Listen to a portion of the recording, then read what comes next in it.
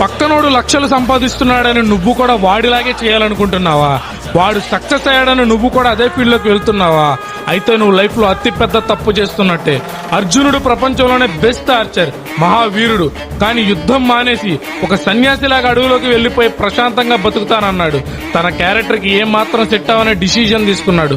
అప్పుడు కృష్ణుడు నవ్వి అసలు ఒక మనిషి ఎందుకు పుట్టాడు, వాడి పర్పస్ ఏంటో మైండ్ బ్లాక్ అయ్యేలా చెప్పాడు. అర్జున, నీకంటూ ఒక స్వభావం, ఒక టాలెంట్ ఉంది. దాన్ని నమ్ముకొని నువ్వు ఓడిపోయినా, చివరికి చచ్చిపోయినా పర్వాలేదు, కానీ పక్కనోడిని చూసి వాడు చేసే పని నువ్వు చేయాలని చూడకు. అది చూడడానికి ఎంత బాగా అనిపించినా చివరికి అది నీ సర్వనాశనానికే దారితీస్తుంది. నీ మార్గం ఏంటో నువ్వు డిసైడ్ చేసుకో అని చెప్పారు.